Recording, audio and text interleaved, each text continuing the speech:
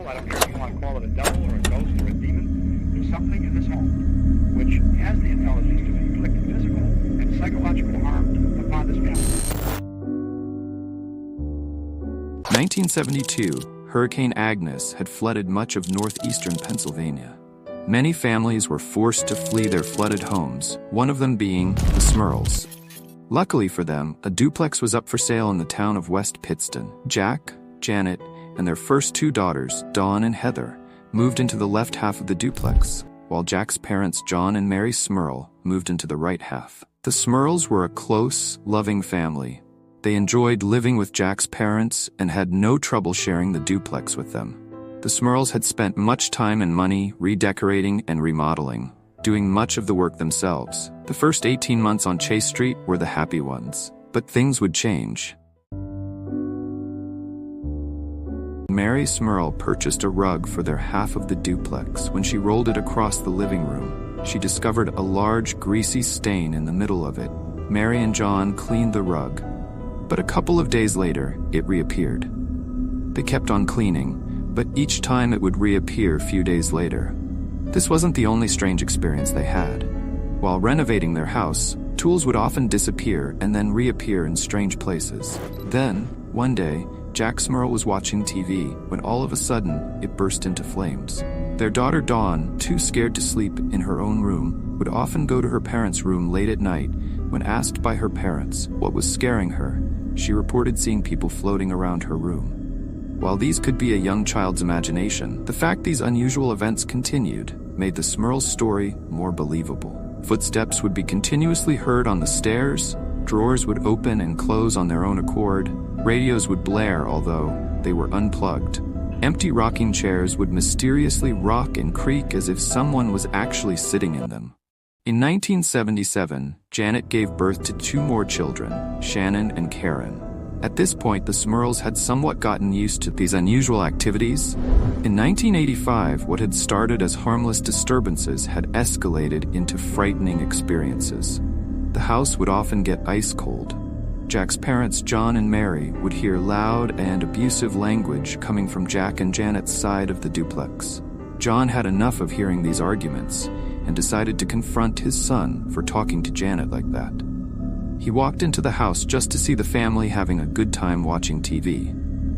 They had no idea what John was talking about. In February 1985, Janet heard her name being called while in the basement doing laundry. After searching for the unseen caller, she realized she had been alone the entire time. Pretty strange, right? But not as strange as the event that occurred 2 days later when Janet was ironing clothes in the kitchen. She felt an icy, cold breeze in the house. She turned around, and standing in her kitchen just a few feet away from her was a tall, shadowy figure having no facial features.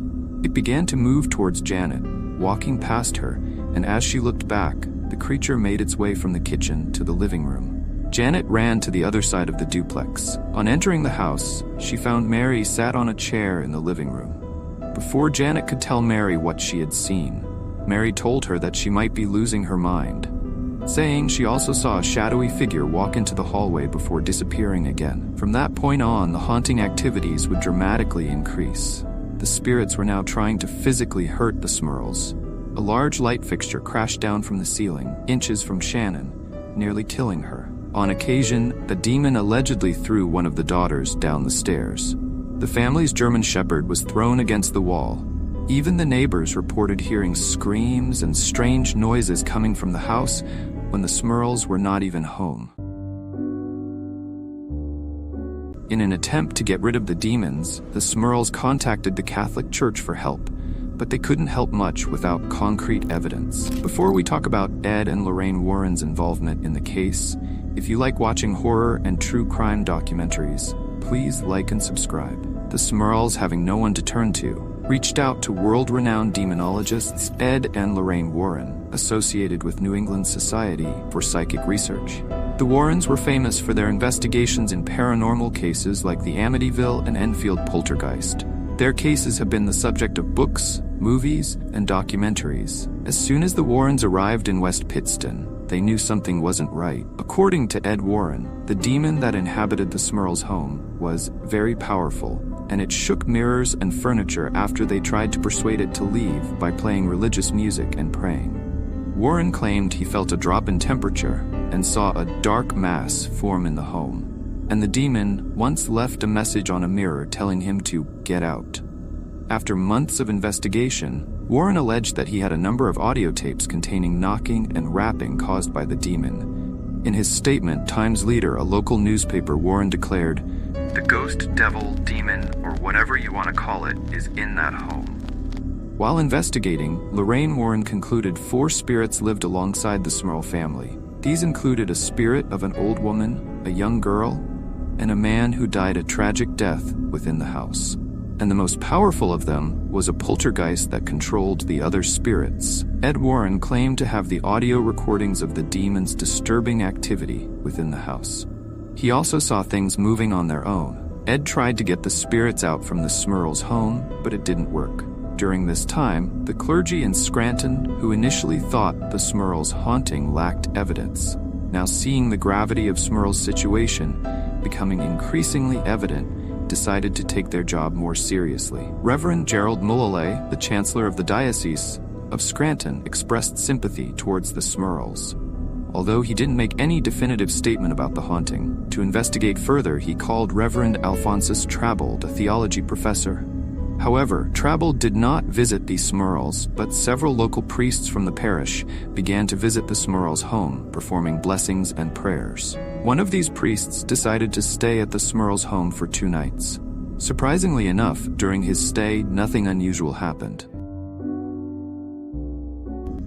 Now, with not many options left, the Smurls made the difficult decision to go public, hoping that someone might offer to help them. It didn't take long for their story to capture the attention of the media and newspaper outlets such as CNN and CBS. Soon the people in the neighborhood began to gather outside the Smurls' house, even setting up camp in an effort to catch a glimpse of something unusual. Stations in New York and Philadelphia sent reporters and camera crew to West Pittston to investigate. While there were many that believed the Smurls' story to be true, there were also a considerable amount of skeptics. Many thought the haunting was nothing more than a hoax. Paul Kurtz, chairman of the Committee for the Scientific Investigation of Claims of the Paranormal at the time, doubted the Smurls. He said that the family's accounts lacked objectivity, further stating that the Warrens who were assisting the Smurls were outsiders with questionable motives. Kurtz stated the Smurls might benefit from psychiatric assistance. The Smurls believed that the help being offered was not addressing the real issue. Till this day, the Smurls believe their house was haunted, saying they didn't profited from any books or movies made about them. In a desperate attempt to escape, the Smurls moved out from their house and relocated to Wilkes-Barre, but according to the family, the spirits followed them to their new home. Finally, in 1989, after years of terror, a church-sanctioned exorcism was performed. This dramatic event is said to have finally put an end to the haunting, freeing the Smurls from their ghostly torment. What do you think about the Smurl family haunting? Share your thoughts in the comments below.